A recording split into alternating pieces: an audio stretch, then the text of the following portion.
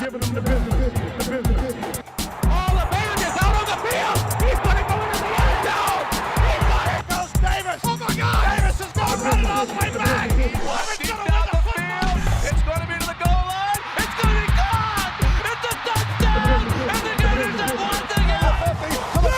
Herman Whitfield to the 30 to the 20. 15, 10, 5. Touchdown FSU.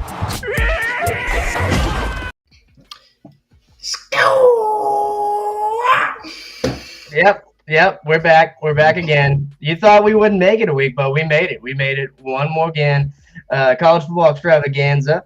Me, Riggedy Robert Vincent. Follow me right there, R Vincent Comedy. Give this channel a like and follow and subscribe. We moved to the College Football Extravaganza channel on YouTube and Twitter and stuff exclusively. We're still streaming on the Swampcast Network, still streaming on the Higher Frequency Pod Network, but we're not promoting those anymore, so go follow the new stuff. We need to make that one our main one. Por favor, please. And Justin, you're the co-host on this. Davey Dave is on his way back from a work event in the middle of nowhere, so it's me and Jay Patrick on air. Give him a follow too. How was your weekend of college football watching? I feel like I ain't done a show in 2 weeks, man. It's been forever since I feel like I've been on the mic. But I actually got to watch some ball this week. I went to a buddy's to watch LSU Alabama. Great game. Talk about that later. I actually got to watch a lot of the breakdown of the noon games with Davis actually throughout the week. We were at an event and we were just glued to the TVs, watching Florida blow it in overtime, watching Ole Miss A&M have a close game, watching Florida State struggle with Pitt at first. It was, and then watch Georgia, Missouri for a little bit too. So I think it was a good week of football. It was really, I enjoyed the slate. I think this is probably the most I was able to watch football this entire season so far, because my Saturdays are usually just so busy, but I had a day off and I was able to I went to sidelines, then I went to a party, and then I went to a watch party. So I had football on all day long, so I was able to actually have a nice day off and enjoy some college football. Nice. Yeah, I actually was tabling the Florida Cannabis Festival for Decrim Nature. It's another organization that I help run, and we were handing out some information and trying to get some donations and money for Decrim Nature. We're trying to decriminalize plant medicines and entheogens, if you know what that's all about. But this is a college football show, so we'll keep it at that. But I was watching the games on my phone. I was watching the Florida Arkansas game a little bit on my phone, just trying to keep up. But every time I'd stop watching, Florida would score. So I eventually just stopped watching and hoped that would help us win. But it didn't. It did not at all. Yeah, Florida had their chance, man. They blew it. They did. They blew it. It sucks, man, because Arkansas is not a game that you should really be dropping. And it's just, I don't know. I mean, I've talked about Florida all year, man. That's how their game's going to be. Just, you're not really confident right now. There's flashes. The way the line moved, it moved to Arkansas +3. I felt like everything was moving. It was the perfect storm for Arkansas to get this win. They had their running back come back. I think his name's Rocket Sanders, something like that.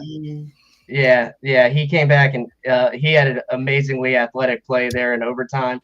He got tackled in the backfield, but kept his balance and almost took it into the end zone. And Florida had a missed field goal. Florida had some opportunities. They fought back. I mean, honestly, Florida kicks that field goal and wins. You're talking about a great offensive game by Graham Mertz, some excellent catches by Trey Wilson and Ricky Pearsall. But overall, special team coaching mistakes again caused the Gators that victory. And a penalty here and penalty there on special teams killed them. And this field goal on special teams killed the Gators. So, like you said, Justin, can't afford that loss going into a schedule that has Missouri, LSU, and Florida State at the end of the schedule. That's one thing. I mean, Florida's looking at not being bowl eligible at this point. Yeah. It's kind of a weird feeling right now.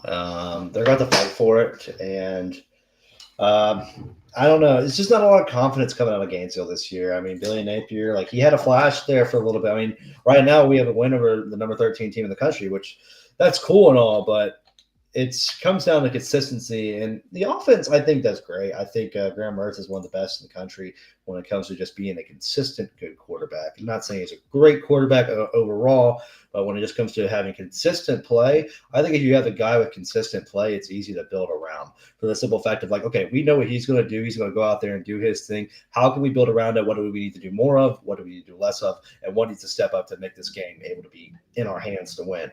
Graham Mertz goes out there and does the same thing every week. He's not like Anthony Richardson where he might go put up 150 or go put up 350 and 4 touchdowns. You know, he's very cut dry. All right, I'm going to give you that 250, maybe a couple touchdowns. I might throw a pick as well. Having a guy like that, it's easy to work around more than an Anthony Richardson from last year, in my opinion.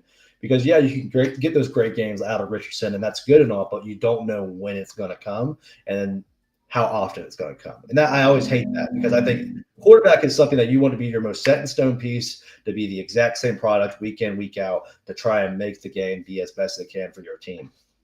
Yeah, and you know what? Like I said, Mertz was serviceable. He threw for 282 there.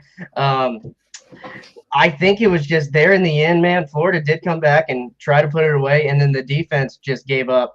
Quarterback draw up the middle of the middle. It's the consistently subpar linebacker play. They're not filling gaps. They're getting pushed all over the line. They're missing tackles. So the defense there at the end, they held KJ Jefferson running the ball all game, except for the last drive and in overtime when they got completely bowled over. So you know what? It sucks. They lost this one, and they got to pick up a win somewhere. I don't know if it's going to happen. Yeah, no, this is literally the hardest part of the schedule. Yeah. I mean, you have an LSU team. So the good thing is that don't sleep on Florida this weekend. It's a night game in Baton Rouge, which is in LSU's favor, of course. When is it not? But LSU is notorious to have a hangover from the Bama game. And right now, we don't know what's happening with Jaden Daniels. There's no Jaden Daniels giving the Gators this week, right? That's right. That's big. That's huge. And facing Nussmeier, the Gator fans, if they let Doug Nussmeier's kid throw all over them, they're going to be very upset. Yeah. Just letting you know. Letting you know, Billy. It's notorious that the LSU they always have a hangover from the Bama game, whether that be because they just get the shit kicked out of them because they played a great game, or because they just went through a really grueling matchup with a bunch of guys who are going to be at the pro level for the next 10 years. You know, so that's what they go through every year, and then Florida gets lucky to have them the week after. But I don't know. It's going to be weird. If there's no Jaden Daniels, I'm taking the Gators in a heartbeat, and I can't say that enough. I mean, because he really does make the team what it is, in my opinion. And their defense is horrible. I mean, it's literally not even in the top 100, right? Like they were fighting for a playoff spot or an SEC championship spot last week, and that's fine. Like, you know, they had the chance to do that, but in the end, your true colors always showed, and that is they couldn't have a defense. You know, they didn't spy on Jalen Milroe at all. I mean, they did for the first drive. They put Harold Perkins behind the line, and then they would get beat over the top. They would get beat right over the top of the linebackers just for shallow get, like, you know, just really short gains. And so they decided to take Perkins off the spy. And then when Jaden Daniels did what he did, and that's just run. Or excuse me, no, Jalen Milroe did what he did, and that's just run. And he just ran all over them for however many 260, 4 touchdowns, whatever the hell he just did. But he blew them up. Yeah, no, I definitely agree with you. If Jaden Daniels doesn't play, then Florida probably the best chance the rest of the season to win this game compared to like Missouri or Florida State. But since we're mentioning the LSU-Alabama game, let's just go ahead and talk about that. Like you were mentioning, Daniels was running all over him until he got hurt, passing the ball all over him. Milroe, absolutely insane running. I mean, this guy's a loose cannon right now. LSU could not stop Alabama. They don't have a defense, like you were mentioning. But your boy bet the over, so he was very happy in this game. The overs were killing it for me late Saturday night. Same. Yeah, that was very nice. I was on the verge of losing a little bit of money, and then I live bet Arizona for the win. I think it was like -10 or something. So that helped me get in the green there. when in doubt, wildcat it out, brother. Yeah, we had a live bet it. But yeah, tell me any more thoughts on Alabama LSU here, because it was a good game to watch. I mean, we're talking into the fourth quarter, it was good, and then Jaden Daniels gets hurt and gets out of the game. So would it have been different? It was awesome. I mean, first of all, Malik Neighbors, he's proving to be one of the best in the country. And there was a lot of hype going the neighbors going into this year, and I was like, okay, it's just LSU hyping up their number one receiver again, whether it be Keyshawn Butte, Jamar Chase, Justin Jefferson. What they do it every, year in year out, right? But recently it's been like, no, like Butte, we fell apart, right? We didn't do much. They're hyping up neighbors this year, and this kid leads the country in receiving, I believe, when it comes in. But 10 catches, 171 at a tutty.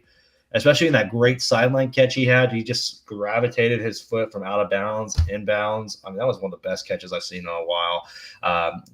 Scouts love that play right there. It's a really good play.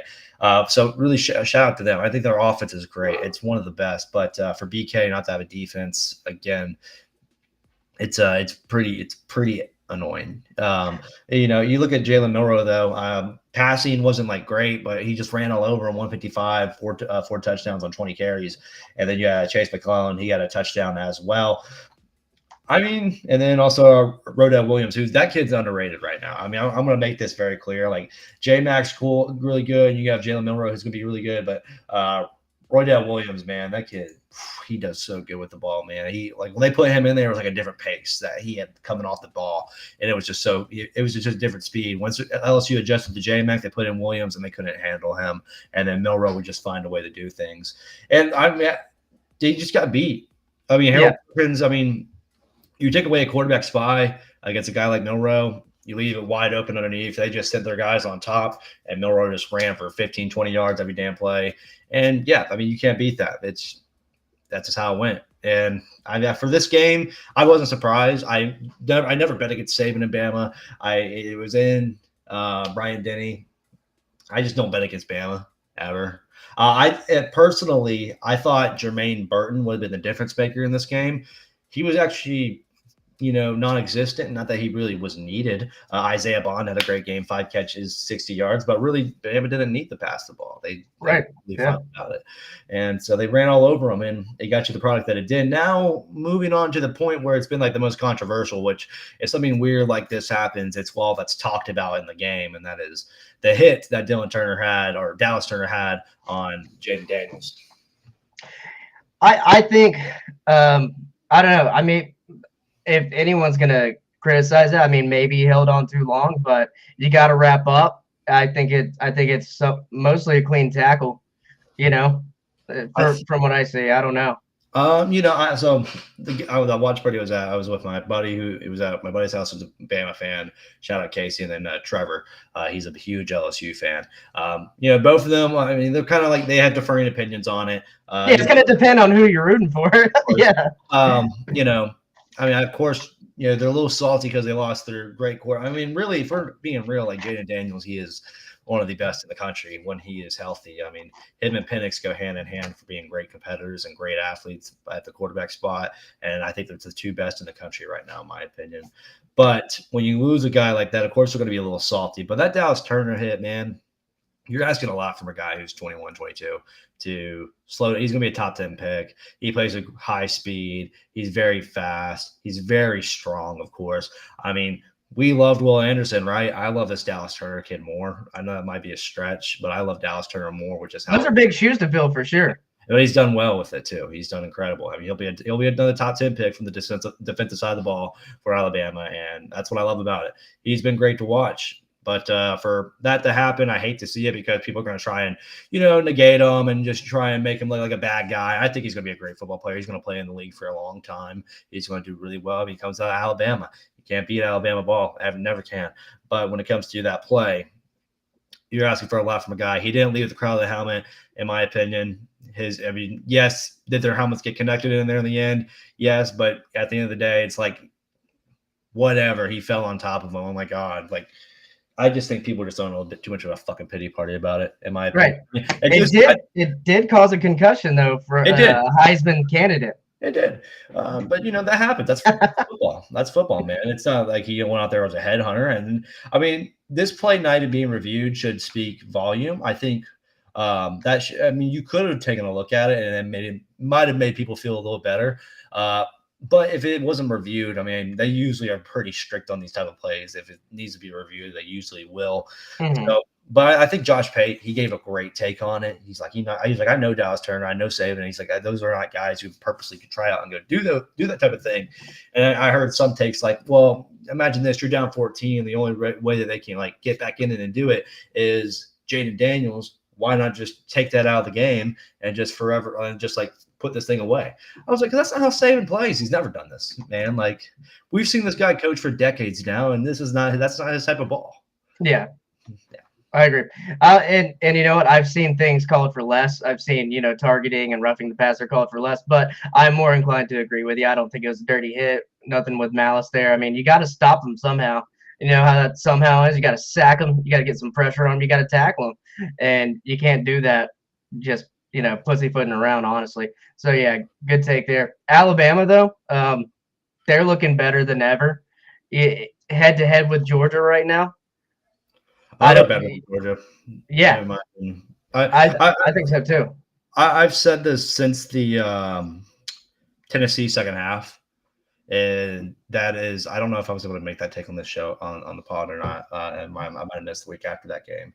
But ever since that second half versus Tennessee, they came out slow, which they usually do come out slow in the first half. But that second half versus Tennessee, it looked and it felt and they acted like the stereotypical Alabama, I guess I could say, which is they play with aggression, they play with grit, but they treat their second downs like their third downs, and their third downs like their fourth downs.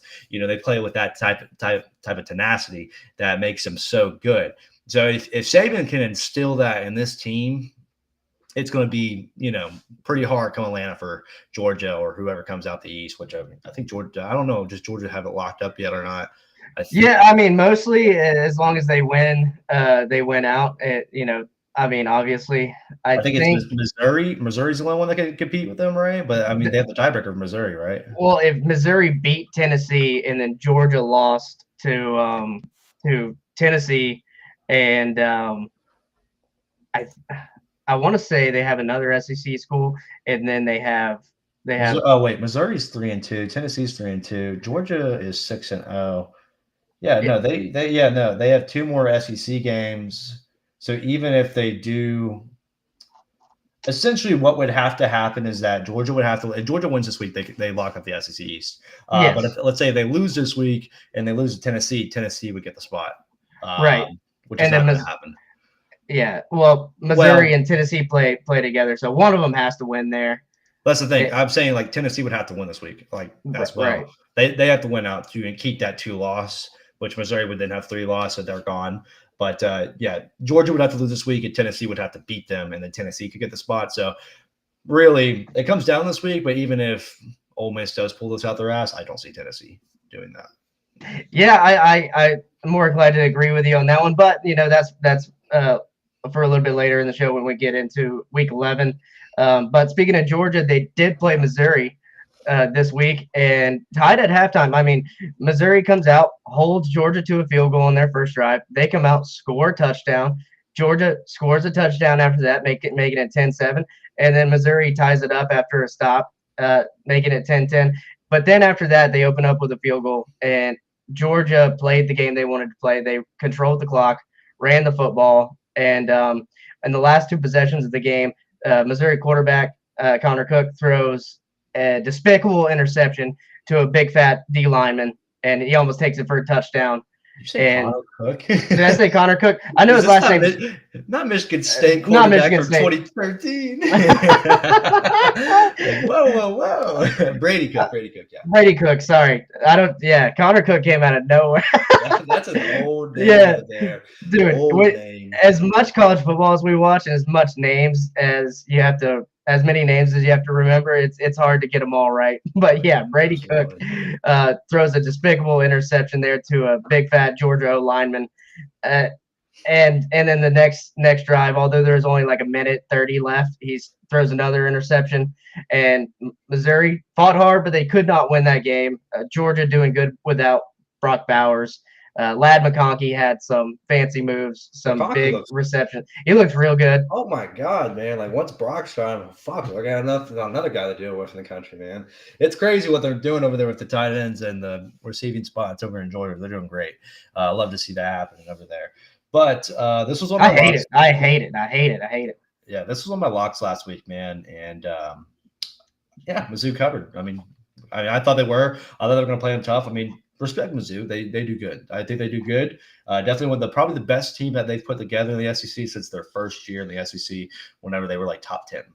So I think you deserve some credit for your locks last week. So I'll pull up your locks for last week right here. Speaking of locks, that was a good lock. The Missouri plus 15.5. I just didn't trust it. I thought Georgia might come it's out. Understandable. Yeah. I mean, that's understandable because like you really don't know what you're getting out of Georgia anymore. It could be something that's going to be spectacular and blow something out the water. Like we thought the same thing with Kentucky. Like, oh yeah, we both took Kentucky plus 14, and then Georgia just went and did what they used to do, and that's blow teams out the water. Just dicked them down, yeah. Yeah, and so, but I feel like Missouri has a lot more respect, and Georgia they come out slow sometimes. So I gave them the respect that they have, making this a 2 versus 12 matchup. I think this is a 9-point loss to them is. Very, you can commend them for that for sure. But then I move on to my other locks. Really, I mean, if we're being serious, my locks are always just SEC and Big 12, Pac-12 at this point. But Washington -3, man, this is getting funnier. I did want to get into this game too, so yeah. Let's get into it. Yeah, I had them at -3. Incredible performance. It's probably like one of the easiest games to put up numbers. If this puts anything into perspective for you, I have to pull my exact stats up for this one. But when it comes to USC and their team, they've allowed, I think it's 265 points over 6 games this year. And Iowa has allowed, I believe it's like 230 something. but Iowa's only allowed that in the past 2 seasons. Yeah, but just the Iowa to USC comparison out of nowhere is killing me right now. Have you seen because first of all they fired Alex Grinch, which right. who wouldn't want to? I mean, not that it's going to change anything. I mean, it's still going to be the same defense. It's going to be linked around. It doesn't matter who's at the helm of the defense. But when it comes to that stat I saw, I was like, man, 265 points like throughout 6 games, like that's pretty crazy. And then you look at Iowa, who's not a great team, but from what they've done, it's like, I mean, come on, they play defense at least, but they don't win games. Yeah, you know what? You might be onto something. How about Iowa and USC just do? This is what I was going to bring up. Yeah, that's what I was saying. Like these two should play each other because they would feel better. Iowa's offense would feel great, and then and then USC's defense would feel awesome. Which I have another stat when it comes to Iowa in a game that we'll talk about later on. It's not our game of the week, but it's like our secondary game of the week. I'll bring up some stats on that game later on. But for Washington, I mean, this is an easy game for Penix. Congratulations to him. He's sitting really, really comfortable right now, and you can't ask for anything but more out of him than what he's been doing. Yeah, and I do want to. I was watching this game, so I had to choose a game to watch, and I bet the over on this game and the Alabama LSU game. Both overs hit. It was a wonderful feeling, amazing, wonderful. Everyone should bet the over on Pac-12, Washington, USC. If it's USC, just bet the overs. And Caleb Williams was making dudes look silly, and so was Washington. This play in particular, I've never seen a flea flicker like this. This was one of the coolest flea flickers that I think I've ever seen in my life. And I'm sorry if it's very small on the screen. I wish I could make it bigger. We should have pulled it up somewhere else. But this was a crazy flea flicker. Watch this. 2nd and 5. They hand it off to Branch, the receiver. So he went across. He went jet motion. Yeah. And well, it might have been sweep. Anyway, cross motion, and then comes back, tosses the ball back to Caleb Williams. Washington obviously did not see this coming. Motion it, flips it back to Williams. Wide open downfield is Taj Washington, who just. It was like that the whole game. That's what watching the Washington USC game was like the entire game up until the end of it. I wish I could have watched this game a little more because it was one of my picks. I didn't do a pick on the Alabama LSU game because I don't like betting against either of those teams because I just think that's a game where you just kind of just leave it untouched. That's what you should do. And when it came to this game, the stats go crazy. I mean, Penix, 22 for 30, 256, 2 touchdowns and an interception. He even had a rushing touchdown, which is a rare commodity for him, in my opinion. Williams, though, not a bad game, 27 for 35, 312, and 3 touchdowns, along with 1 on the ground with 16 yards there. Dylan Johnson rushed for 256 yards there. I mean, and he hadn't done that. He hadn't done that all year. And 4 touchdowns. Yeah, he hadn't done that all year. And so he got right, but everyone gets right there. It is what it is. The thing to be worried about the most is Jalen Polk, having that kid back. He's good for Washington. He's good. I mean, and then Roman Zone, dude's just freaking good, man. He's just so good. 82 yards, 55 catches, but he's been one of the best in the country. I mean, and Washington hasn't had their best receivers, but lo and behold, whenever it's going to come to it in the Pac-12 championship and then possibly most likely playoffs for Washington, they're going to have him. And I mean, I've called Washington a dark horse all year, and they've backed up my words week in, week out, and I will forever keep riding them until they probably face Ohio State, and I probably will not. But yeah. Yeah, I mean, I think we're definitely going to get into that here in our transition when we discuss the playoff rankings, because I want to get your take on it. I got Davis's take, and we've had others on the show, so I definitely want to know what you have to say about that. But I don't think I've gotten to do a show where we've done playoff rankings yet.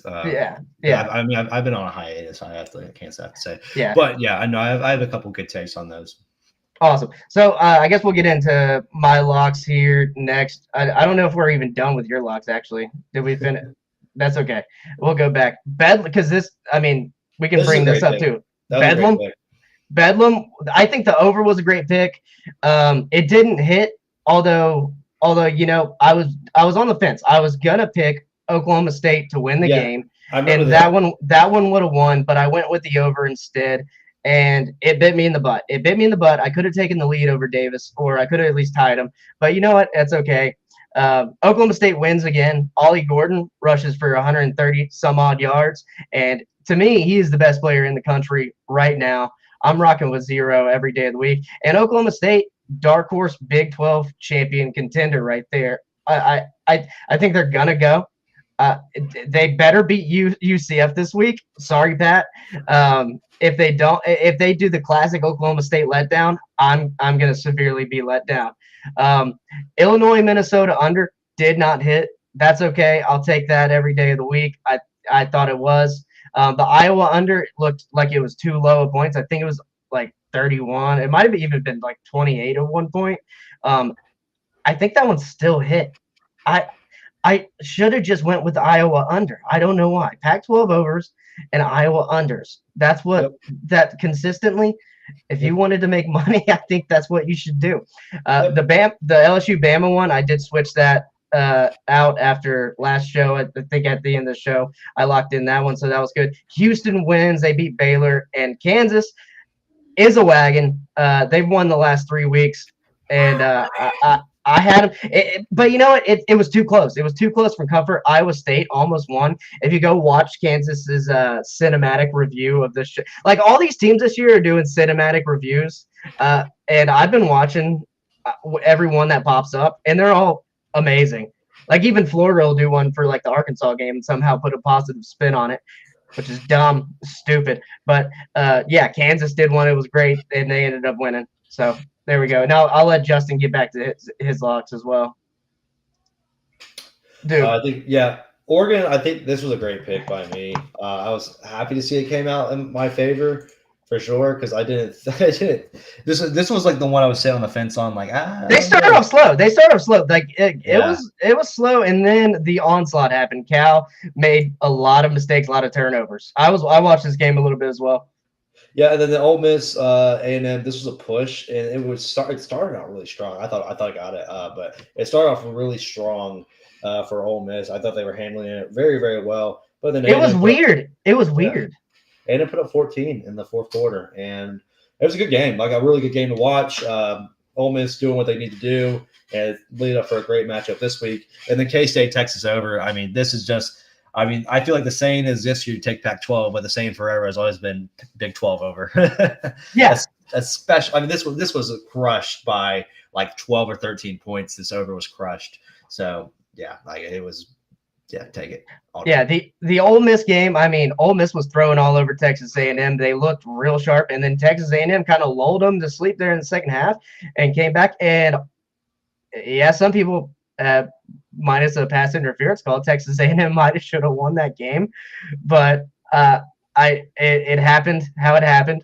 Ole Miss gets away with the win, and now we're talking number 9 Ole Miss and number 3-2 or 1 Georgia this week. But also Kansas State, they were trailing 17-0 and then came back and won that game. So Justin, I think all-time high. I think 4-1 or 4-0-1. I think that's going to be your best week, unless you went 5-0 one week. I did. I went 5-0 like week 2, I think. So we're killing. I mean, I think we're killing it. Davis. I needed a week like this, though. I was down bad, but yeah, I needed. Yeah, you were down. You came back a little bit. Davis had the Ohio State minus 18.5, and he got out of there by the hair of his chinny chin chin. It was 19 points. They didn't look too good over Rutgers. They had a defensive touchdown there to kind of not put the game away, but put it out of reach for the most part. The Kansas State, same as you. Notre Dame, dead wrong about that. Clemson, absolutely surprised me. I mean, I know some people were saying Clemson was going to win, but I thought Notre Dame had what it took, and they did. Sam Hartman did not look good in this game. I think we should do a no over week, like a no over under week, and only spread week, because I feel like Davis is getting a lot of these easy games with these overs, in my opinion. I mean, yeah, like you're talking about the Michigan Purdue over, right? Yeah, that one's dirty. That was very dirty by him, and it's borderline cheating. I'm almost inclined to agree with you, but I think you're trying to weasel your way back in. I mean, you can say that. I mean, I'll find my way. Don't worry about me. I'll find my way. I think you're trying to weasel your way back in, and I like it, but I'm not gonna take away the overs. I think to change the game in week 11, it's a little too late. Not week 11, but like we should just do a specialty spread week where we only do spreads. Only do spreads. Maybe like the bowl extravaganza. That'd be a good time to do it. That'd be cool. We could do that. We could definitely do that. That sounds fun to me. Any other? Let's see. Oregon. We went over that one. Florida State, FSU, man. Absent Johnny Wilson and absent Keon Coleman. Still getting the job done. Although it was scary. I mean, I had my FSU friends in my group chat. They were worried there for a second.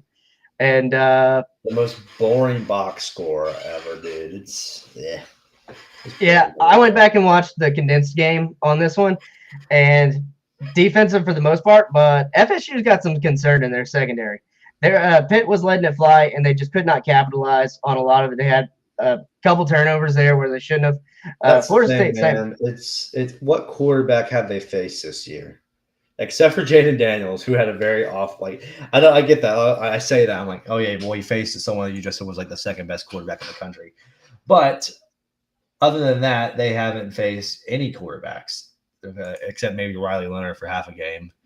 And I mean, Jaden Daniels, even when they did play 346 through the air, I think sooner rather than later, you put a good quarterback against that secondary, and it will get picked apart.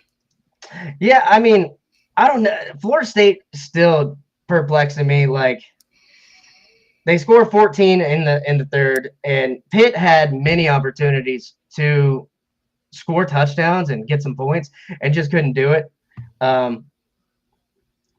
I think you say this is a struggle. This is a struggle spot, but also you're missing 2 of your best playmakers on the perimeter. So I'm not putting much stock into this loss. Florida State has Miami upcoming this week, North Alabama, and then Florida. So Florida State's shot to the playoffs is real clear. Well, I mean, I think it's clear as it's the most clear out of any team. We need Tyler Van Dyke to Van Dyke his way in there, but or Miami's backup quarterback. He killed it in the Texas A&M game. Do you not know who that is? Switch. For his name's escaping me right now. Do you not know where he's from?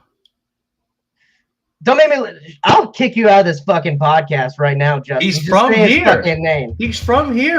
Emory Williams, man. He went to Milton. He was literally playing at Milton High School last year. He's from here. Congratulations. You fucking know who Miami's backup quarterback is. You want a fucking trophy? I mean, I'm just surprised because like he's like our biggest star that's playing in college ball right now in this area, or one of them, I guess. But I mean, I'll give you that. Good point there. I'm sorry I don't keep up with the Milton fucking Panthers, Justin. Good God. kind of have to when you cover high school football for 5 years. Yeah, you know who doesn't cover high school football for 5 years? This guy right here, me, college football, and he doesn't get he hasn't had to start over Van Dyke, and well, he's a freshman. He's a true freshman. I mean, he doesn't. I mean, there's true freshmen that start. There's true freshmen that start all the time. If he's playing better, he's playing better. We're talking Trevor Lawrence. He got the start over Kelly Bryant back in the day over Clemson, over there with Dabo, and that's Dabo. That's loyalty. I would love nothing more than the Emory, like Tyler Van Dyke to go down and the Emory Williams just go fucking ball out. Because it'd be hilarious to see a kid from here, because this is a Florida State heavy city, right? This is a Florida State heavy city. Oh, yeah. It would be hilarious to see a kid from this town just go blow them out the water. Especially a kid from this town that played for probably one of the worst high schools in the past decade. I mean, I would love to see that too. It'd be hilarious.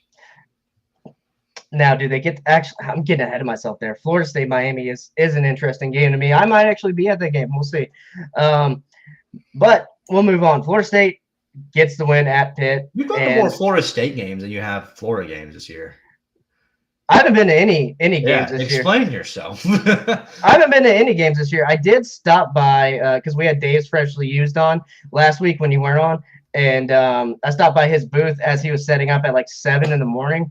and picked up one of his hats and some shorts. It was good stuff. Glad I didn't go to that game though. I would have been pissed. But I mean, I was between going to the LSU Florida game, which the tickets are cheaper, but on the Game Time app they're doing sales tax for LSU Florida. On Ticketmaster, they're not, which is weird. So the whole Game Time thing, I found a ticket that was cheaper. I found tickets that were cheaper, same row, but it was cheaper because of the sales tax not being there. So suck it, Game Time. Y'all suck. How much is it? I mean, I saw some tickets at in Death Valley for like $68. Damn, Cheapest. If I wasn't working, I'd go to that game in a heartbeat, man. Yeah.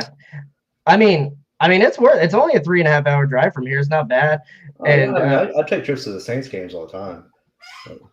Yeah, but there's some tickets at the Florida State game that are kind of similar to the same price. But I think I don't know, man. If Jaden Daniels plays, I don't think it's even close in the Florida game. But we'll get to that. Hell no, not even. Yeah, no, we'll get to that. We covered Oregon, Texas, Alabama, and Oklahoma State. And that one, Penn State blows out Maryland. I didn't trust this game, but Penn State looked good as you can look against a Maryland team that struggled. I'm not knowing much about this game other than Penn State got past that lull before this big Michigan game.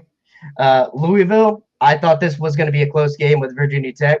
Wasn't. They blew out Virginia Tech, and now Louisville's looking like the lock for the other ACC team to face Florida State in the championship, and they're looking good. Anything to say about Louisville here, Justin? Louisville's an interesting team. It's not a team that's sleep. I mean, once again, I'm just annoyed with Florida State's scheduling. Like they didn't have to do Notre Dame, UNC, or Louisville. And it's weird. They didn't play NC State this year. They usually always play NC State because that was on their side. And now that they have this new ACC setup, don't play NC State, a team that's known to give them troubles. My Florida State fans say that. Florida State got a literal cakewalk handed to them this year, and I mean they needed it. But Louisville's good. You got them to Thursday or tomorrow. That's tomorrow. Louisville's they're good. Virginia's gonna be an easy game. 20 points is still a lot to take though. But 8-1, 5-1 in the ACC, it's fine. I hope it gets better. Yeah. All right. Moving on. Oregon State takes care of business against Utah. Shooter Sanders and Shiloh Sanders announcing through Dion that they're gonna declare for the NFL draft. So, what's Colorado gonna look like next year, right? Well, I mean, you can't be surprised by that. We all knew that was coming. I mean, Mhm. you're not going to skip out playing for your dad. That's a very limited thing in life, and if how much football has engulfed them in their life, I mean, why wouldn't they take it as far as they possibly could? So yeah, that's not surprising at all. But it all comes down to what they do in this offseason, really. We all knew that. Like we knew, Colorado's been violently humbled recently, but I mean, they're doing better than what they were last year, the year before, and the year before that. It's just because it's Dion and Shiloh and Shador, they're being held to a standard as they are like a USC because they have all the cameras on them. But I think it all comes down to what they do in the offseason, who they go get, what they have coming. And I think they're going to do a lot better. I think they'll definitely get a lot more wins. But yeah, for that team, I'm not surprised. It's going to be good. Now, I think DJ Uangale, he played great versus them, and that was a good game. So Yeah. Tennessee, absolutely ass blast UConn. that was annoying to watch, man. Yeah. People are just like blowing it up. I'm like, it's fucking UConn. It's UConn, like, yeah. Everyone's doing that. Oh. Yeah. Arizona State also gets ass blasted by Utah. Now I didn't see this coming. I didn't see it coming this bad. I saw Utah winning, but not 55-3. I thought after Arizona State kept it close last week that they'd be fine. And Utah apparently did not like getting blown out in Rice Eccles by Oregon. So they said, hold on, wait a minute. We're gonna have our pig quarterback, pig wrestling quarterback, pig farming quarterback, throw the ball, run the ball, and just absolutely destroy the Sun Devils, which made me change a lot. I had Arizona State plus 18.5 this week, and I changed it. I was like, I don't trust them now. Now, who I do trust, Arizona, the Wildcats, man. They absolutely killed it for me. I live bet them to win some money. Beat UCLA 27-10. Noah Fafita throws for 300 yards. Yeah, this game was exciting too. Late night game, fun to watch. No, Fafita, he's so fun to watch, and they make a late night ball just even that much better. I feel like Arizona's always playing the late night game, but that's what's so fun about them, I guess you could say. But yeah, no, it sucks that they dropped a couple games earlier because you get this complete wild card in the Pac-12. But yeah, no, they've been fun. Yeah, and we already mentioned Kansas beating Iowa State in our lock talk. Tulane barely gets past Eastern Carolina. And Army beats Air Force. Oh, such an upset for the Commanders Cup. Blowout, bro. I didn't watch this. A blowout. Yeah. I was shocked, man. I felt bad because I'm like, damn, Air Force, you were like there. You were doing so good. And then Army had to Army, and, like, there's just a different meaning to those games for those guys, and that's like little brother to them, and they made sure to hold it on. They don't say, I don't care what you are to the college football playoff rankings and what you are to the country, but you're still a little brother to us, and we're going to make sure you know that after today. And yeah, they did what they do. Yeah, that's why I didn't trust it. I never trust the overs in military academy, and that's why I didn't rank them in my top 25, because I was like, they gotta drop one. It's Air Force. I did not expect it to be against Army. I thought Air Force was going to win the Commanders Cup. They did not. But that'll do it for the top 25 for last week, and we're gonna kick it to week 11, and we're gonna give you our locks. We're gonna talk about all these games that are coming up and give you our game of the week, give you everything we got this week, guys. Here we go. It's time for week 11 picks and locks. I couldn't keep a serious face. Oh man. Louisville hosts Virginia on a Thursday night. I thought you had a graphic. I do, but I could have done this. Wait, you ready? Week 11 picks and locks. I don't know. You seem like you had something prepared for that. I was like, okay, we got music coming or something, and Rob just staring at me. I'm like, okay. No, I was just hyping it up. Yeah, Louisville hosts Virginia on a Thursday night at Louisville. Louisville's got to close this out, man. They're right there on the edge. If they close this one out, I believe they clinch it. Barring a loss. Yeah, no. If they win this one, they're going to clinch it. So their favorite -20 though. That's a lot of points. I think I'm going to stay away from it. Yep, I'm staying away from it. It's they'll win this game for sure by 2 touchdowns, but outside of that, Louisville's got this game. Yeah, and then Virginia kind of, in the last few weeks they've come out of nowhere and kept some games close, but they're not going to do it this week. I think Louisville's got this win easy. Maybe not by 20 though. Maybe not by 20. I could see a world where it happens. Skipping those games straight to Saturday. We're going to start off big. Michigan, Penn State. Michigan going to Happy Valley to face the Nittany Lions. I feel good about Michigan. I feel good about the 4.5. I don't know. I just can't get over that Penn State loss at Ohio State and how they looked and how silly their offense looked when they faced a good defense. And this is Michigan's first real test. So we'll see how they do. I think they get the win. It's going to be my first lock of the day right here. Michigan's your first lock? First lock, yep. Gotcha. This game is – you got sounds or no? No sounds? Yeah, I got sounds. You didn't hear that one? No, I didn't hear it. Interesting. That was a quiet lock. I was like, Did you hear the wait. Did you hear that? I got nothing. If you're in the chat, let me know if you're hearing these sounds or not. But yeah, they should be hearing them because if I can hear. Wait a minute. Let me test something out real quick. Hang on. I know what it is. 10-4. Yeah, go ahead. Go ahead and give your picks there. Michigan, Penn State. This game's been circling the calendar for me for a long time, especially since Ohio State, that game. I think the most annoying thing is when you click on this game, it's first take clips trying to talk about this game, which I'm just like, yeah, those are the guys we should have representing college football. The two guys that scream, Russo and Stephen A. Yeah, let those guys talk college football, those buffoons. But Michigan looks great. I think they're going through a lot of shit right now. I think they're going to have it coming. And now that they have some heat on them, I think that Penn State plays pretty close. I do have to bring this up, though. Penn State, they are one of the better teams in the country for sure. But Penn State ranks 121st in passing yards per completion. That's a stat that is pretty big. And here's why. To put it in perspective, Iowa sits at 113.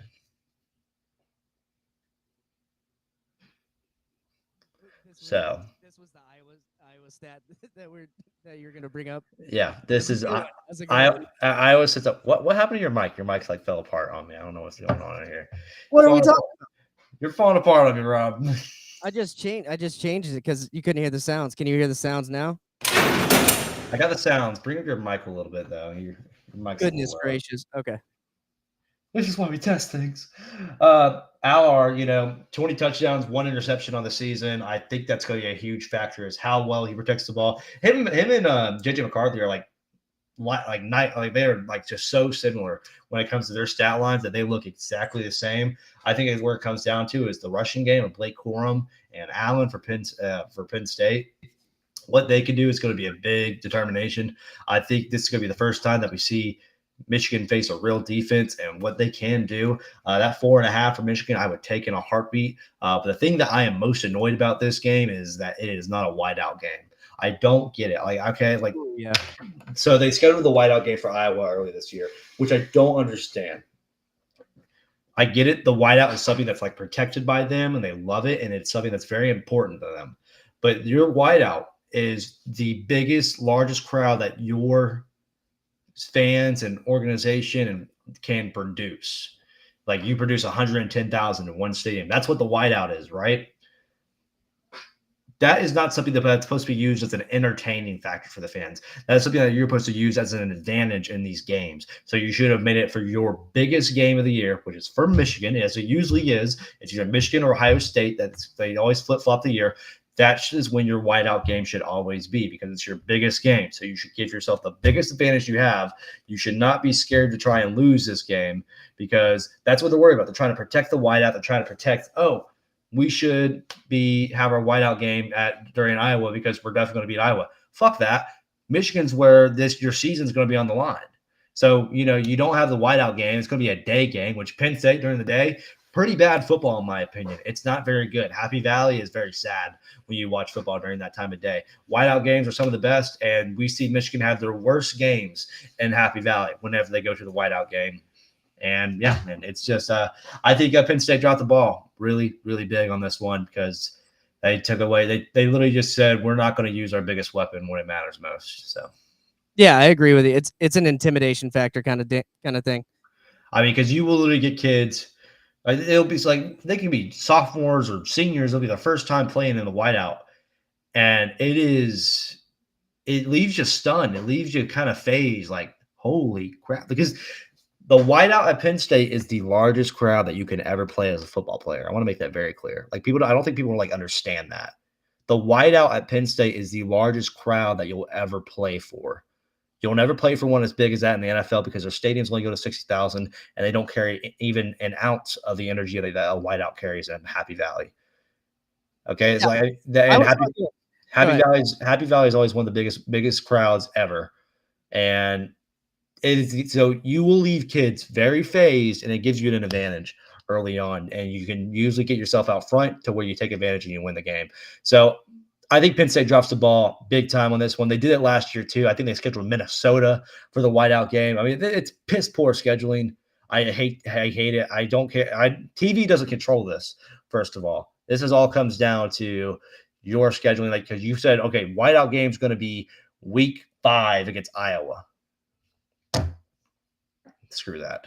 Yeah, I mean, that's just they're ignorant. There you go. That's what it is. Could you hear that one? I can hear it. I got it. And you can hear me loud and clear? Yeah, you're good.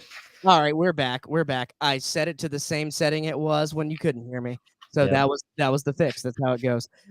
Yeah. Are you gonna lock this one up or no? You're gonna keep No, I'm not touching this game. It can go either way, in my opinion. I think Penn State can come out and ball out, or Michigan can just do what they've been doing. I think we're gonna get a lot of answers to a lot of questions from this game alone, whether that be Big Ten playoff picture or just Michigan in general for how good they are when they are stealing signs, how good they are when that wasn't being looked at, and what they're going to look like now from the going forward with the heat that they have in this investigation, and also what may lead for the end of Harbaugh's time at Penn State or Michigan, excuse me. Yep. So I'm going to do it again because I didn't get the sound for the full effect. I'm locking in Michigan -4.5. We're locked in, baby. And that's going to bring us to the topic. You mentioned it, Connor Stallions and this whole Michigan debacle situation, whatever you want to call it, that's going on. This week, Michigan says, hey, you're doing it too, and sent the Big 12 and other people a little bit of evidence that other people were stealing their signs as well. So Stealing whose signs? Stealing Michigan signs. Yeah, you didn't hear about this? No. I just think that's dumb because I don't think they're stealing their signs. I mean, let's be real here. Like Michigan's just trying to point finger, get the heat off them, and I don't think they're going to do a good job at it. So you're saying Michigan is fabricating evidence that other schools are stealing their signs? I think that it could be true, but it could be true. But for the simple fact of the matter is, Michigan's trying to take heat off them. They're trying to take the eyes off them. They're trying to make this look not just about them. But the thing is, they are the center of attention when it comes to this. And nothing makes it look worse on them than that they have dominated and gone undefeated in the Big Ten for the past 2 seasons, now 2.5 seasons. And they don't drop Big Ten games because they bought Connor Stallions all these Big Ten tickets. He was seeing all these Big Ten games, right? And then when they go to the playoffs where they face SEC and Big 12 teams that they don't scout throughout the year, they drop those games. That nothing makes their situation look worse than that, because it makes something that's very clear. Like, okay, so supposedly you were buying tickets to conference games and you were winning those games, right? But why would you buy tickets to a random Big 12 team and SEC games? Because you don't know if you're even going to face them. You know you're going to face these teams coming up. You know you're going to face Nebraska. You're going to face Ohio State. You know that's on your schedule. You don't know if TCU or Georgia is going to be facing you come playoffs. So why would you send someone there, right? That nothing makes their situation look worse than that. I mean, to me, we know they did it right. Like he It's bought the yeah. tickets. He bought the tickets to all the games. And what really made it suspicious was the South Carolina doing really good at the end of last season and beating Tennessee and Clemson, both playoff teams. South Carolina allegedly getting some of those signals from Michigan, um, you know, just to change the playoff picture. But to me, a lot of these people claiming they want the death penalty for Michigan in the football program or claiming they want some sort of crazy punishment like that. That's just too much. I don't like the death penalty at all. And No, I don't I think double it's dumb. yeah, I don't want the NCAA coming in being the arbiter of, punishments here at all. Trust me, the last thing you should do is encourage the NCAA to do the worst because they usually do it just on their own. If they feel fit, they're going to do whatever the fuck they can or want to make sure that you feel punished. So they don't need encouragement. Their minds already made up for if this goes the way that seems to go. Like they know what they're going to do. Michigan's they're going to extend Harbaugh, but they're not going to get out of this scot free. That's for sure. I am. Some have mentioned taking a penalty out and then not being playoff eligible. I'm like, this investigation will go long past that to where it's going to be hard to enforce punishment and consequences that affect this season. You can do it for next year, but I don't see. I see Michigan going to stay with what they've been doing, and they're going to try and make the best of this year. And then let's say they do beat Ohio State. I don't think they will because they're not stealing signs no more. But let's say they do, they're going to go drop first round of playoffs. That's pretty usual. But Yeah, per usual. I mean, if they do, if they had to stop stealing signs, do you think they were stealing signs up to this year, or was it just the last 2 years? that really depends. I mean, We got to I figure. mean, apparently he's bought tickets to over 30 Big Ten games. So if you do the math there, definitely some of that could Got be to be this year, right? Yeah, Yeah. it's got to be this year. I mean, Yeah, he wasn't buying tickets to the COVID years. I mean, if you look at that, because if he was buying tickets to the COVID years, why was Michigan was one kick away against Rutgers? If Rutgers makes a field goal versus them during the COVID season, Jim Harbaugh is not at Michigan anymore. I just want to make that really clear because they would have lost to Rutgers during COVID. They would have moved on to like 2 and some. I forget what record it would have been, but Harbaugh would not be at Michigan anymore. And so after that, he hit panic mode. Like, holy crap, I just had the worst season of my career, pro, college, don't matter what. I just had the worst season of my career. We need to do something about this. We need to go get an edge against our opponents. And what happened? They went back-to-back Big Tens. They started buying tickets to games. And now they're still undefeated, and they're still doing the same thing. But this picture will come clear this week in the Ohio State game.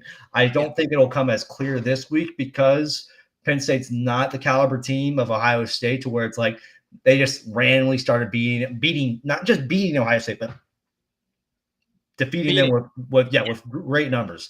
So I think it's going to come into a very large scale picture. Like the NCAA should look at this and say, okay, look at the comparison here. They've done so well versus this team recently when they were supposedly stealing signs.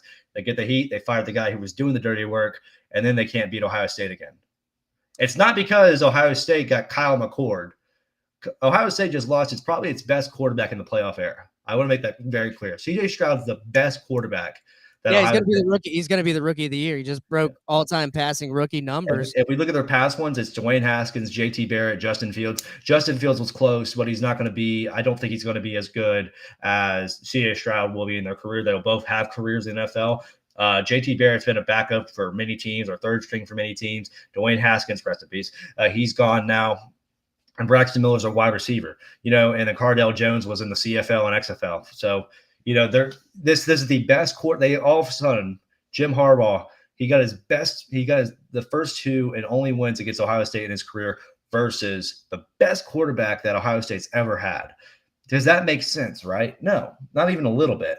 And people are trying to say Ohio State can't do anything, like they're going to get beat by Michigan this year. I was like, Ohio State has been doing what they've been doing the past few years, but now they have a fucking defense, and you wait when it comes to the game, they're going to do what they do. Are you saying there is a conspiracy?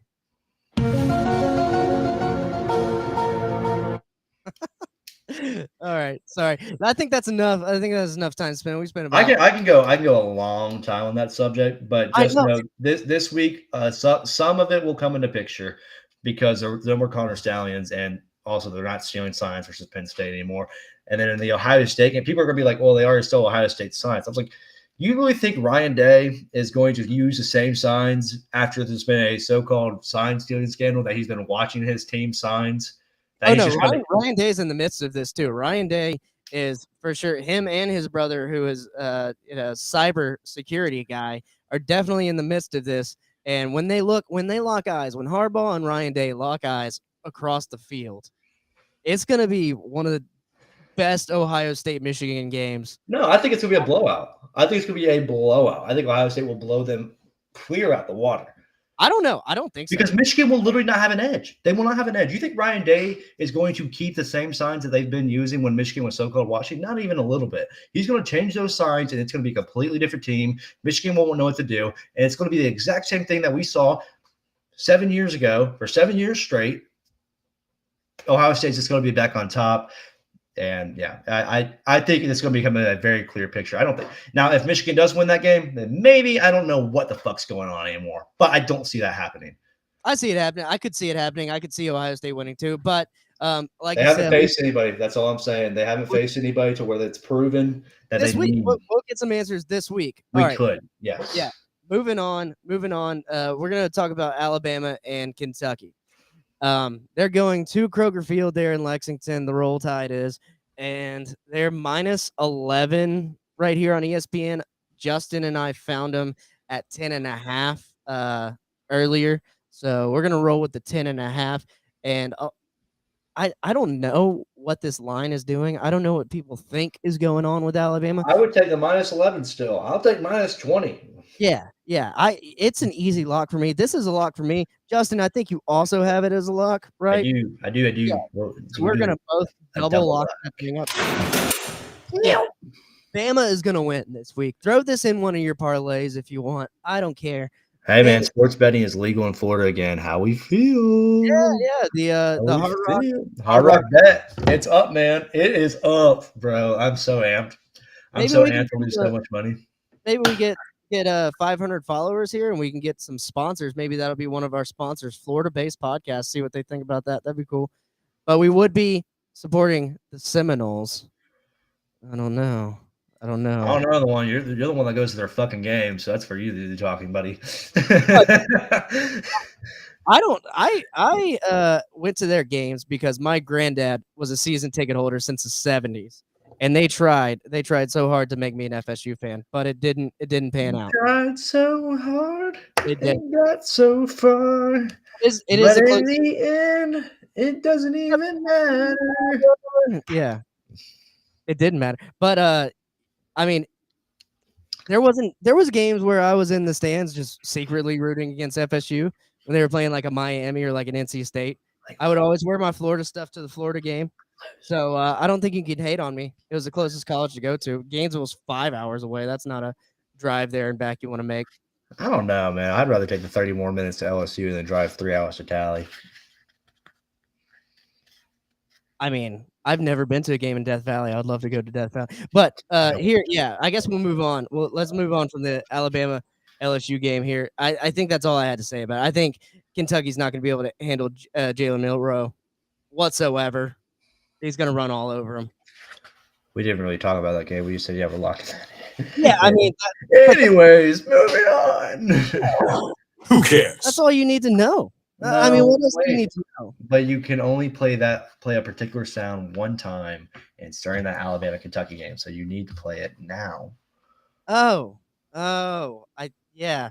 Kentucky, no. Y'all are going to lose so bad. It's going to be an ass whooping. And, towards the end of the season, it's not good. However, Kentucky, Louisville might be That'd be fun. That'd be fun. Yeah. Speaking of wagons here, Kansas is hosting the Texas Tech Red Raiders. And this is a weird line. I don't know. It's a weird line. I like it a lot, but it's like, why is it this low? It makes me like, I'm like, I don't know, man. It's at home. It's minus 3.5. Like, essentially what they're saying is that if this game was in Lubbock, it would be favored by a point to Texas Tech. Like, So I don't get it. Like, why is this game only 3.5 points? Texas Tech's weird, man. They're weird. They did almost beat Oregon there in week 2. That's week 2, though. I mean, I don't know. Texas Tech is a weird team. That's why I almost wanted to stay away from it, but I couldn't help myself because my buddies are all on the Kansas wagon, and I think you got to ride the wagons until you can't anymore. Ride the wagon. Yeah, you got to ride the wagon until you can't anymore. And we're not talking Boomer Sooner. Boomer Sooner, the We're talking to the wagon. team that beat the Boomer Sooners, Kansas. And I don't know, man. I think I got him as a lock. I kind of hang on. Let me peek. I'm peeking to. I gotta peek a little bit. Yeah, so I'm gonna lock it up. Kansas minus looks like -3.5. We'll take that. And I'm gonna pray that they have their shit together and win this game because it's I do have weird feelings about it, but I made it my. Join you. I will join you and lock this game in. All right. Was that on your locks, or am I gonna have to change that? We're going to change that one. You're gonna change it. You are the most changing lock motherfucker. Which one are you gonna change? I think I know which one. I kind of was thinking about it earlier. I think it was. You can think about it if you don't. I know which one. I know which one. It's Texas. You want to change Texas? not really. That's an easy. I think that's an easy lock. Ole Miss. You want to change Ole Miss because I think that's an easy lock too. But they're playing Georgia. okay, I'll change Ole Miss. That is the game of the week. Like, don't get me wrong, but like, well, fuck, you spoiled it, man. Why are you even doing this anymore? No, I don't. We might as well end the fucking podcast now. Golly. Oh, we could. We've been on for now. I mean, but it's gonna be spoiled anyway because you're changing the locks. I'm gonna blame it on you for having to change the locks. What, me? Never mind. It would never be me. Yeah. Oh my god, he's 40. He's a real man. I'm a real boy. I like this game. I feel weird. Like I feel like they're already upset, and if they lose, like I'll go down with you, I guess. So you can't get an advantage on me. But yeah, I feel weird about it too. Yeah, that's good strategy by you there. Trying to get back in the race. I mean, you're nipping our heels right there. I could technically get back this week. Y'all would have to do horrible. I'd have to do great. But I could definitely get back this week. You could get back. Weird. You know what's weird? Okay, no, never mind. That would get really off topic. Let's just move on. But yeah. All right, moving on, and we'll keep it short here. I got this game right here. I wanted to bet it. Might end up looking at it later, but 1 p.m. game. Oh shit! I was gonna bring this up. What the fuck? That's kind of wild that you did that. I was like, no, we'll talk about it later, and then here it is. We'll talk about it now. That's fine. I like Arizona to win this game. I don't know about the 10.5. I do like it though. I think Arizona could put up a bunch of points. I like the over. I like the over. Man.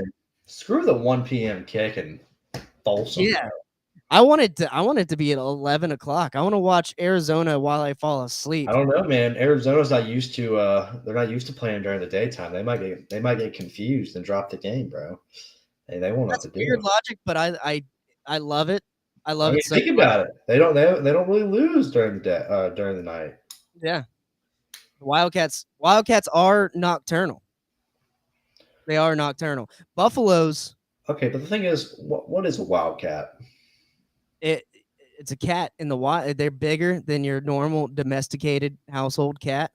They roam maybe desert plains, Mm-hmm. Now Buffalo, they're on the open grassy plains. So them meeting in Colorado, that's the home of the buffalo. I've never regretted asking a question more in my life. Right? Yep. Usually Wildcats you might get them confused with a bobcat if they have the stubby tail. Now these Wildcats they're better than the normal Wildcats. They're the western side Wildcats, and then you got Kentucky Wildcats. These are the Arizona Wildcats. And they've been winning games that they should be winning. But so what's the difference between the western and eastern Wildcats? The eastern ones have have no chance of ever winning a conference championship. And these might win a conference championship one day. But what conference will they play for? The ACC. That sounds They're going to be Western Wildcats in. The Atlantic Coast. They're going to be the Western Wildcats in the East, The Atlantic Coast Conference, which is on the East Coast. Correct. Kind of now. College football is weird now. I don't like it. I'm not liking where this is going. Logic. Yeah, here we go. Do you like the -10 though? Do you like the -10 in this game? I really. No, I would take Colorado in a heartbeat on What this did you one. have to say here? Yeah, I mean, because like, look at this. Like, all right, pull up Colorado's points or schedule. Just click their name. Yep, there you go. You see, they beat TCU by 3, beat Nebraska by 12, CSU by 8. Ignore that game. USC by 7, ASU by 3, Stanford by 3, UCLA by 12, and then they lost Oregon State by 13. So only two games this year were they lost by more than one score. yeah. I think it's gonna be similar to the UCLA game, common opponent right there. But I Colorado plays tough, man. They do, especially at home. That's why I'm staying away from it. Look at their losses at home. USC by 7, Stanford by 3, and then Oregon State by 7. They haven't lost at home by more than 10 points. So, I mean, if I was struggling to find locks, I might reach for this one, but so that's why I won't. But I would definitely use this as like a lock. Absolutely. Would you pick Colorado to win overall? No. Okay. I was just thinking about making it a shot. And they though, yes, they can. I think they can for sure. Mhm. But it's right now it's a little weird in the Pac-12. It's been weird all year, but I think they keep it. They play close ball. They've played everyone close except Oregon and UCLA, but that wasn't that fulsome. So I think that needs to be taken into perspective. All right, moving on. Moving on. FSU, Miami. FSU hosting Miami, 3:30 p.m., 2:30 our time, at Doak Campbell Stadium. It's gonna get dark. FSU is 14. Ooh, man. Personally, I wouldn't touch this at all. It's the most perfect line for this game that I wouldn't touch it because I think that line is so spot on that I cannot fucking decide which way it'll go.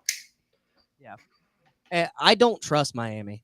I know Miami fans don't trust Miami, and I know some people are calling for the upset, but you don't know how to take a knee. You lose to Georgia Tech. You barely beat Virginia in overtime. You beat Georgia Clemson. Tech's weird, man. Georgia Tech's super weird. Miami's weird. Miami is weird. Well, Georgia Tech just like they're. Have you looked at the standings in the AC? Oh, we're right there. Have you looked at that? Like, do you see who's third? Yeah, I mean, Georgia Tech. Do you see who's second? Yeah, Do you see who's fourth? What are you getting to here? This shit is unorthodox. Yeah, no, it's not. It's not the normal ACC year. I mean, you got Clemson hanging below Miami down there because they lost to Miami, obviously. And let's put this into perspective. Clemson will not finish above 500 in the ACC this year. No, never. It's impossible. So it's literally impossible because they can only get 2 more wins in the ACC. That's not how anyone thought this year was going to go for Clemson. Yeah. I don't know, man. I don't see a world where I do see how Miami could upset them. It's a rivalry game. It's going to be at night in Tallahassee during the second half of the game. If I went with my gut, I'd say Florida State's going to win, though. Man, I don't know. I can just let Florida State keep winning and just let Florida put them out. I mean, I'd like to see Florida State win because sound good? Cool. Yeah. That sounds good. If Florida is able to beat them at the end of the year and then be number 4 or better, that makes us look good. So yeah. But yeah, I see this game maybe going over the 50.5 if I wanted to bet on it.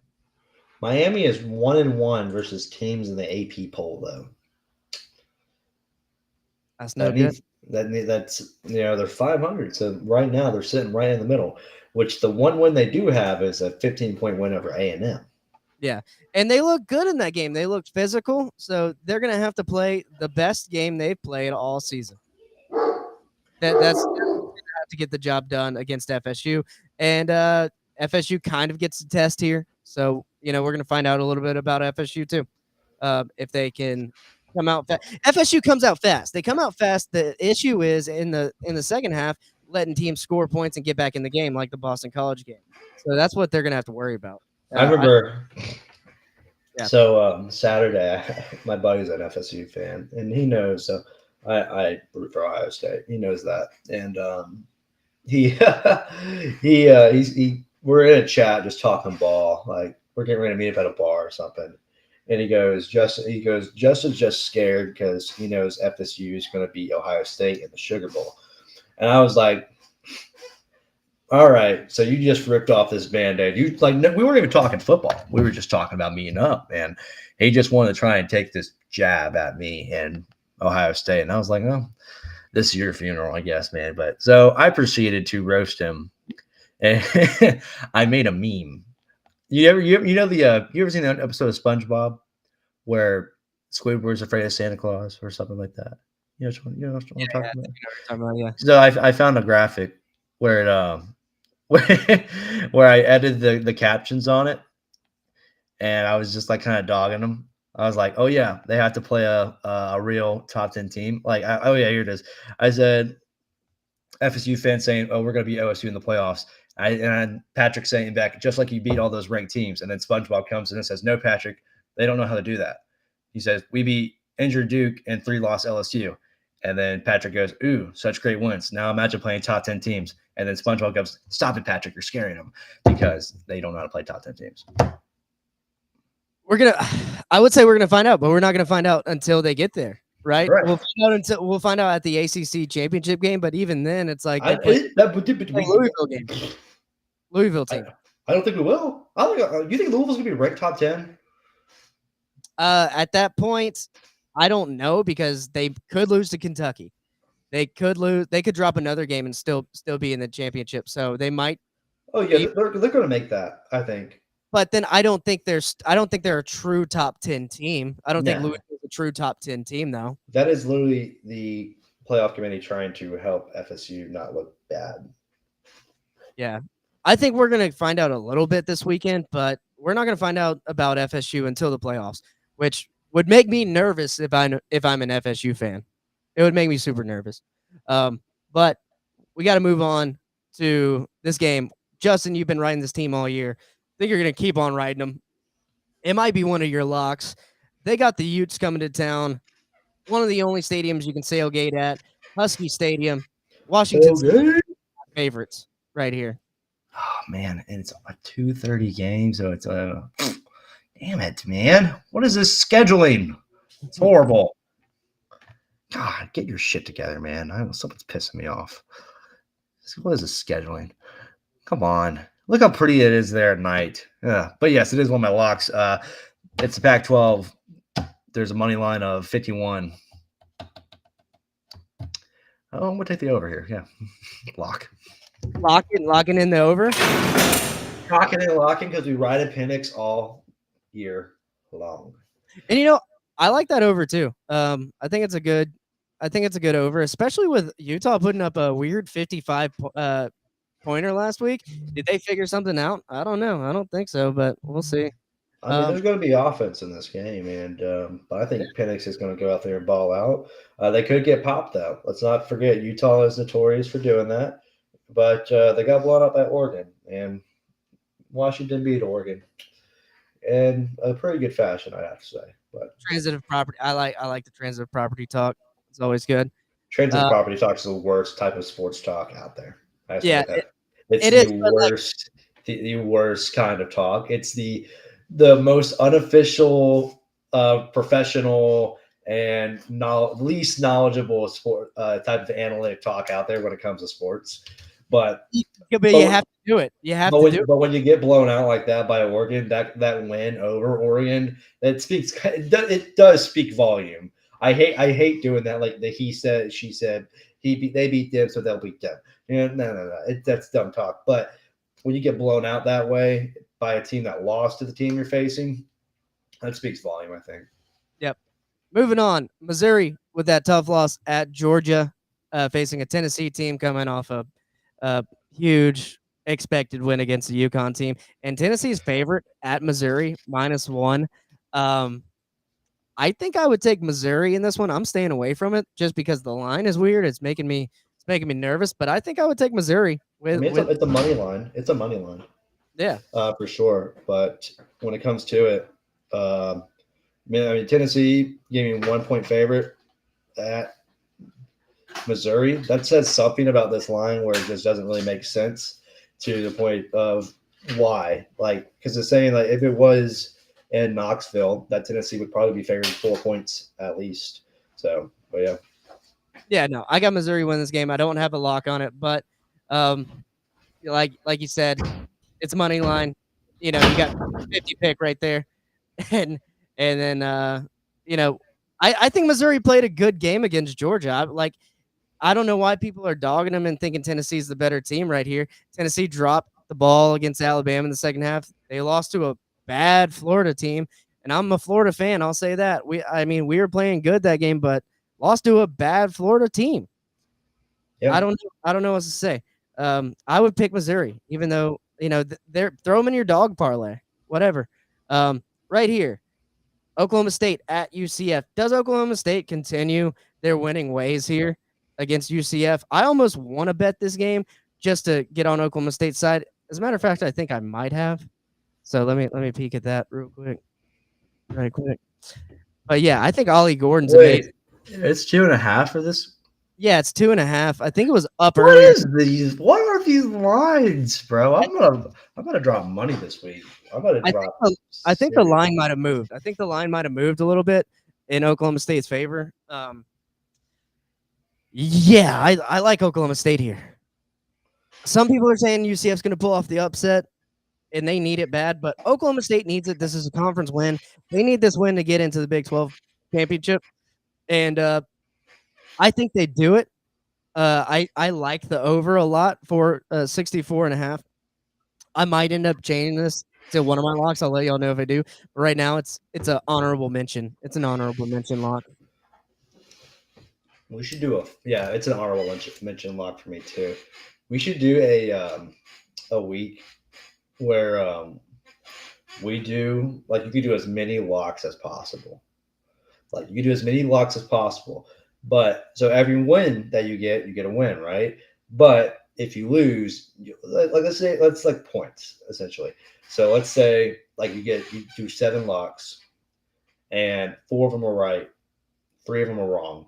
You would only get 1 win added to your win column. Or if you lose 5 of them, and then you only win 2 of them, that's -3. You get 3 losses added to your record. I would say we could do. But you could do as many as you want.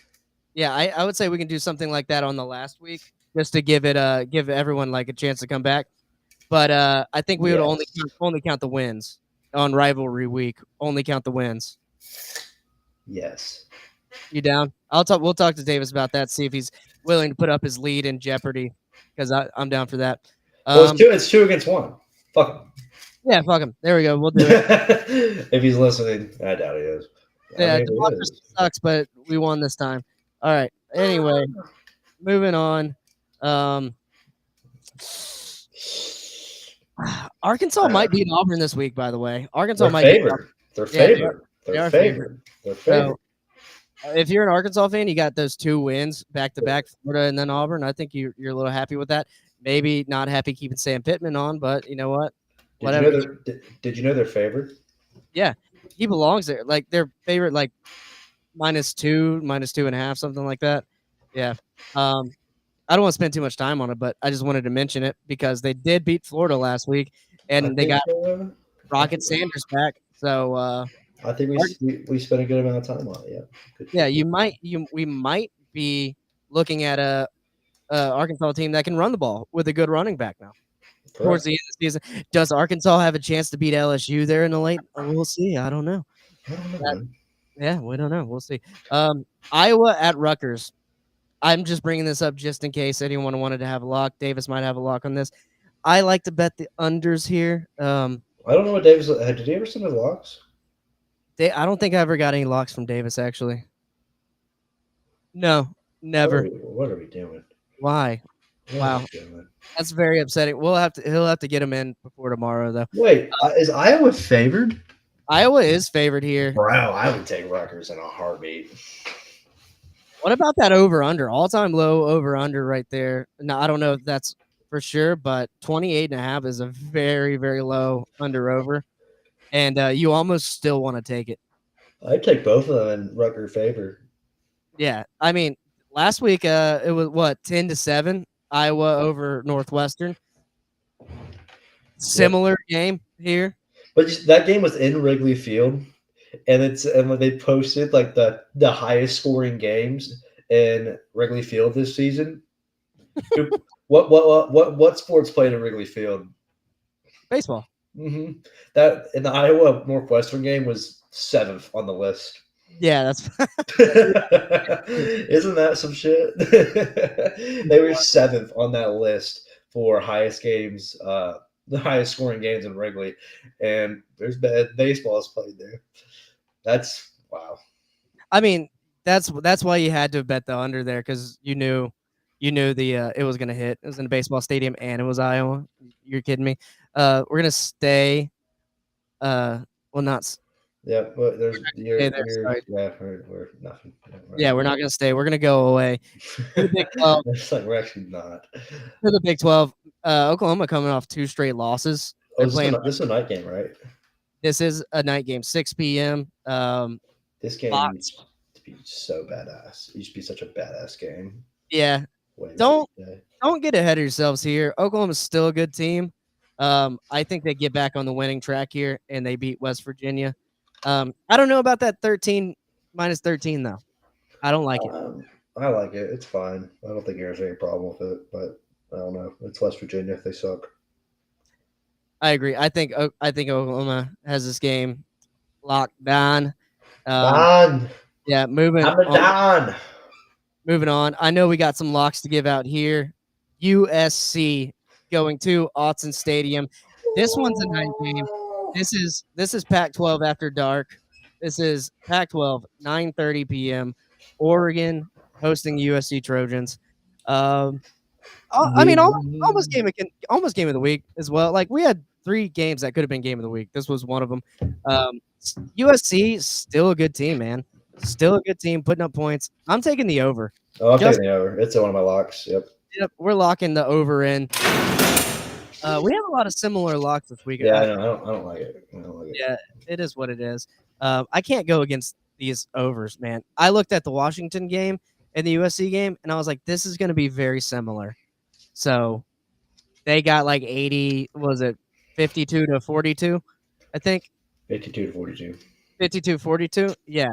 So 94 points. I think this is going to be somewhere around there as well. So I'm happy rooting for the over. Big time. I think Oregon gets the win. Yeah. Yeah. Oh, Oregon. yeah. Sorry. I was like zoning out on like Kirk Street was interviewing. Well, it's one of your locks. No, it's one of my locks, but Oregon's going to win this game too. Yeah. All right.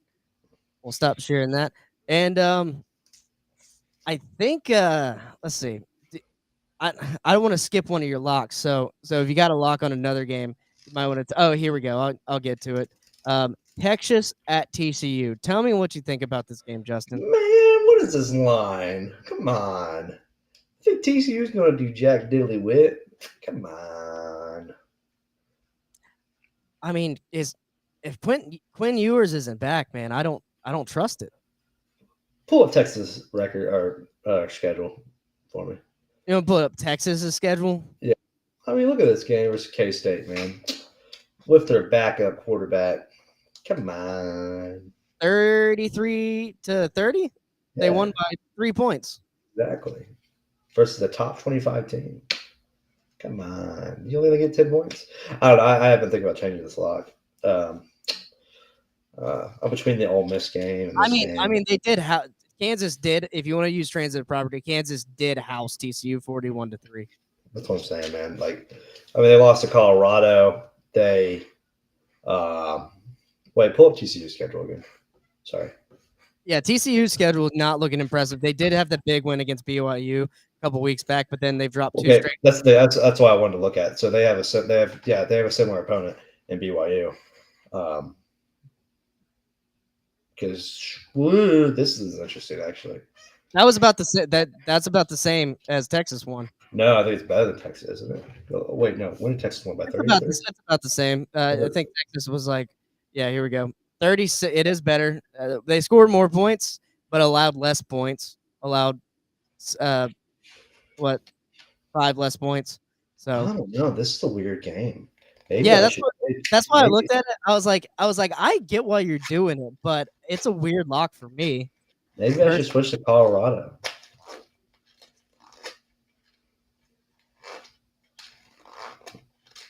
You're gonna have to think about it. You're gonna have to think about it and let me know before these graphics go out tomorrow. Tomorrow. Oh no, I don't know, man. We got Chandler Morris being a shitty QB. I don't know, man. This is weird. It's a great podcast. I wish someone from like TCU or Texas was like, I need to find answers to this game. I don't know what to bet. I don't know what to think. And they get to us and we're like, I don't know, dude. I don't know, man. I'm just playing with a nail filer. I don't know, man. This is just this is an interesting game you have going on. Yeah, well, that's just like your opinion, man. Yeah. I literally think that's how I sound right now because I'm like, I don't really know anymore. I just have no confidence right now. Maybe we should just take the over. Maybe just take the over. Yeah, maybe. I don't know because No, Texas. I'm not touching the over. Not bad. I don't know what Kansas State did. I mean, I watched the recap of the game. I watched the condensed game, and Kansas State got back in the game in a weird way. So, yeah, Texas could shut them out, or Texas could be weird again. So I don't know. It's up to you. I'll give you time to think about it, and you can change that lock if you want to. All right. Let's move on. Let's reconvene. All right, we're gonna move on. I'm gonna call it. I think it's time to move on to the game of the week. Yep. I don't have a graphic. I don't care. It doesn't matter. It's the game of the week. You should just play an old graphic. Just play an old graphic. Just play the old. No, it's fine. Play an old graphic. I want to hear the music. The graphic from last week. Yeah, it gets me feeling right.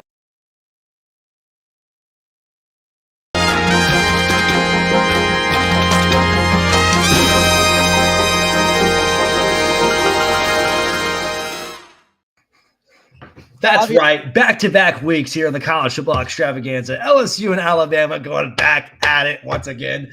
Going to be in Baton Rouge in a night game going on for this one. It's going to be truly incredible. This is never seen, never heard before. Yes, they have decided to say, fuck the SEC, fuck the NCAA. They're going to go round two with each other back-to-back weeks. Give me the damn Tigers this go around. JD faked that concussion. He's going to go out there and ball out for 500 yards. I love the energy. Dude, that came out of me on the fly. Anyways, yeah. So, anyways, the game of the week. Georgia hosting Ole Miss and the Rebels, the Red Bulls. After they beat a Texas A&M team who almost came back and won the game. And a blocked field goal away from tying it and going into overtime. And that palm was firm on that Ole Miss defender. He said, we're playing Georgia. We're going to be a top 10 team next week. He said, doubt shall not pass. And it didn't. They won that game. Now, Georgia's favorite, minus 10.5. And I think this is going to be similar to the Kentucky game. I think Georgia's going to win this game. I think they're going to blow them out. Yep. Ole Miss, 10.5. I love it. You like Ole Miss 10.5? Absolutely. I don't know, man. I don't know. Kiffin, all right, if I'm being straight with you, which I usually try to be as transparent as possible, Lane Kiffin is not a great coach in big games. I looked at the Alabama Ole Miss game, and it looked like when Ole Miss faced a good defense, they could not put up points. They put 10 points up in that game. I think it'll be similar in this game. So I'm gonna lock Georgia in for the win on this one, and hopefully solidify a 5-0 week. He's locking it in, folks, going crazy up in here. He's loving the Bulldogs. He's loving the Wildcats. He's loving everything. He just loves animals in general. Just chop your nuts. Really, that's all it is. That's right, dude. Yeah, I mean, I think Georgia, they didn't cover last week. I think they have something to say this week. Dude, I don't know. Should I go Texas or Colorado? I'm so freaking confused right now. I think take your time and think about it, because I think both of those are kind of weird. I think you should take your time and look at it. Download the Hard Rock Seminole Sports app. No sponsorship. They didn't sponsored by them yet. You're trying to get this going. I'm just letting you know. Download that, look at the lines, and then you'll figure it out. Because once you put money on it, that's when you're the most confident. You're right. Give me Colorado. Lock me in. All right, fine. We got it locked in. I'm fine with changing your Texas for Colorado covering against Arizona. And I wish you would bet Colorado to win, because I would make that the shot game. I think that's a very fun shot game. Oh, no. But we do need to do a shot game, though, don't we? Yeah, we do. And we have to figure out last week, because I think we had like 3. I think I was 2-1 on that one. So we'll have to figure it out. My tummy's hurting me this week. I'm recovering over a stomach bug. So we'll have to recover. I got to recover. Can you bring up the Marshall game now? Yeah, they lost, right? They lost last week. Correct, Rob. They lost. Yep, they lost to App State last week. Yeah, they lost last week. Yep, called that one. Just bring up Marshall's game this week. Yeah, Georgia Southern. I think they might lose again. So here's where you're wrong. Do you know what game this is for Marshall? No. Is it the airplane game? It's called the 75 game. Yeah, it's 75 game. Or the lack of airplane game. No, we don't. We're not going to joke about that one. That's just we won't joke about that one. That's not something. No. I bet you laugh at 9/11 jokes. You can't laugh at a Marshall 75 game. 75 joke. If you can laugh about 9/11 jokes, you can. 9/11 was a purposely attacked mission on the country. Marshall wasn't. Dude, okay, look. All right. First of all, I have family friends who died. Jesus Christ. It's the 75 game. I want to make this very freaking clear. It's 75 game. We don't lose a 75 game. If we lose a 75 game, fire Huff. You're 4-5. You might want to fire him anyway. He beat Virginia Tech and he beat Notre Dame, man. Can't fire that guy. Why are you not good this year?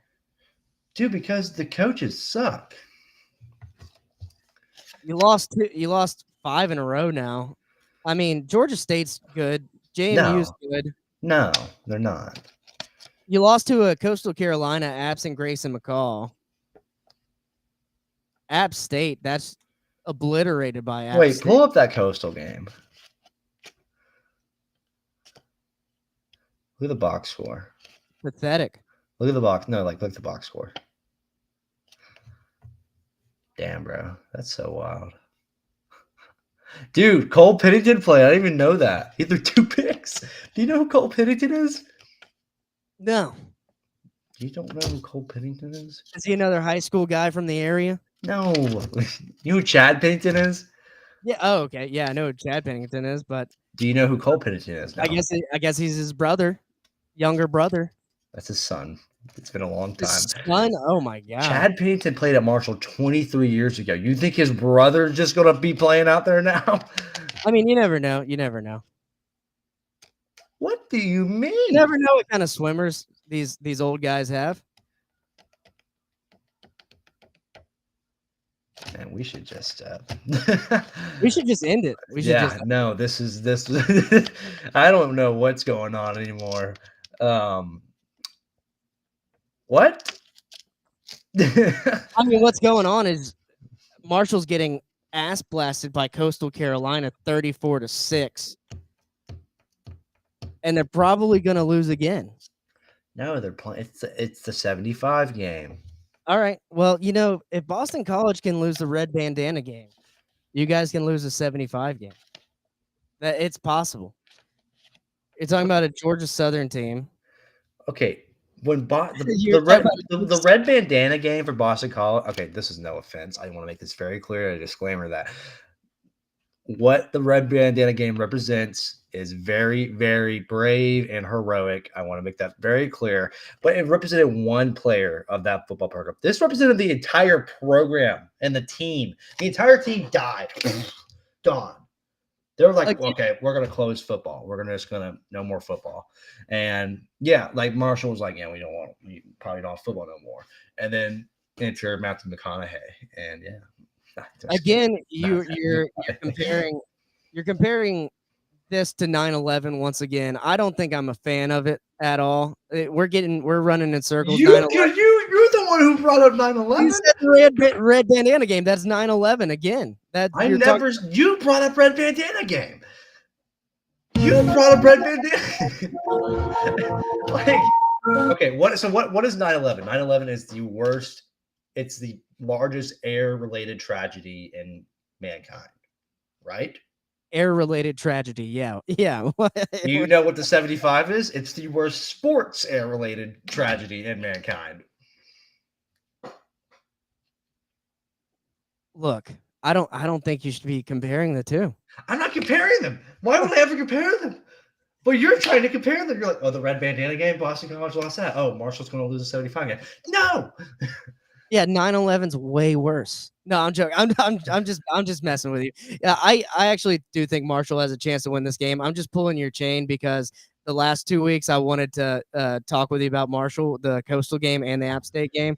I couldn't. Oh, I'm not really like, it's pretty embarrassing. Like, so when we say that we're a football school, we don't mean football. We mean soccer because we're number 1 in the country in soccer. That's good. So do you play JMU? Huh? Do you play JMU in soccer? Yeah, we beat them. You beat JMU? Yeah. Okay, never mind. They're beating everyone right now. JMU just upset UCF. Like, yeah, and college basketball too. Just upset. But one of the top teams in the country. I get why people were confused, like because Marshall started 4-0, and everyone's like, oh yeah, like they're a football school. But no. See, that was just really random. When we say we're a football school, it's the ball that's circular and we take it to nets, not the ball that's brown and shaped like the shape I'm drawing. Well, what do you call a shape of a football? I'd say it's more oval, but it's less than an oval, right? Is that what you call it as an oval? Because I mean, I thought an oval like it has pointy sides. Yeah, it's not quite an oval, but it's more ovular, right? Ovular. Obtubular, I guess you could say. I like that. I think that's going to do it. I think that's going to do it for Week 11 college football. This is we are all over the place right now. Yeah, you know what? Go back and listen to it, and we got to find some solutions. Why? I think it's entertaining. Like, we talk about the difference of Eastern and Western Wildcats, and that was a weird sound. I think I started to play the music and it messed your mic up. It was a National Geographic. Anyway, it didn't mess my mic up. But National Geographic, and we are sponsored by them. Not actually. Don't take that serious. I've been working on the National Geographic sponsorship. It was a secret. Justin kind of just let it out. Our next big game will be out of the Papua New Guinea tribe in Africa. This is 6 inches. In Africa, that is 6 inches. Justin's right. They go by the super American system. This podcast is over. Thanks for joining. Like and subscribe.